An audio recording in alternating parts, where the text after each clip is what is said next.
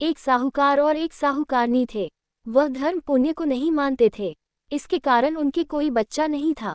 एक दिन साहूकारनी पड़ोसी के घर गई। उस दिन सकट चौथ था। वहां पड़ोसन सकट चौथ की पूजा करके कहानी सुना रही थी।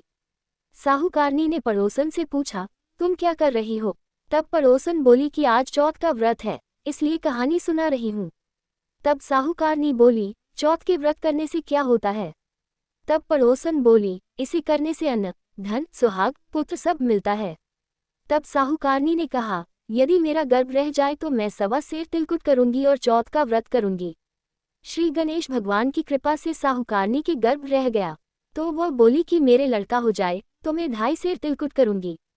कुछ दिन बाद उसके लड़का हो गया, तो वह बोली कि हे चौथ भगवान, मेरे बेटे का विवाह हो जाएगा तो 5.25 सेर का तिलकुट करूंगी।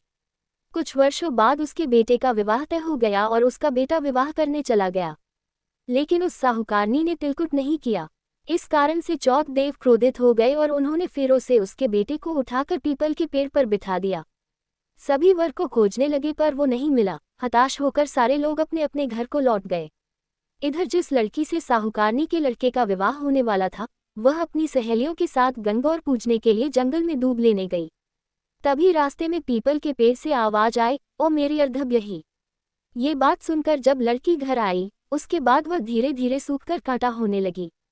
एक दिन लड़की की माँ ने कहा, मैं तुम्हें अच्छा खिलाती हूँ, अच्छा पहनाती हूँ, फिर भी तू सूखती जा रही है, ऐसा क्यों? तब लड़की अपनी माँ से बोली कि वह जब भी दूब लेने जंगल जाती है तो पीपल के पेड़ से एक आदमी बोलता है कि ओ मेरी अर्धव्यही।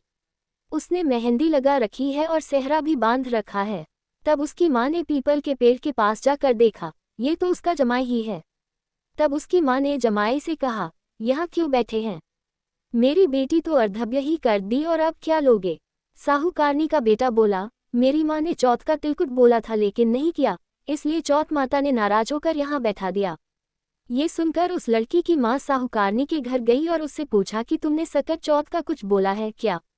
तब साहूकारनी बोली, तिलकुट बोला था।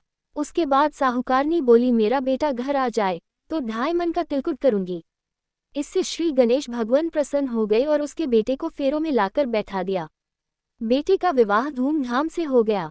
जब साहूकारनी के बेटा एवं बहू घर आ गए तब साहूकारनी ने 2.5 मन तिलकुट किया और बोली, हे चौथ देव, आपके आशीर्वाद से मेरे बेटा बहू घर आए हैं, जिससे मैं हमेशा तिलकुट करके व्रत करूंगी।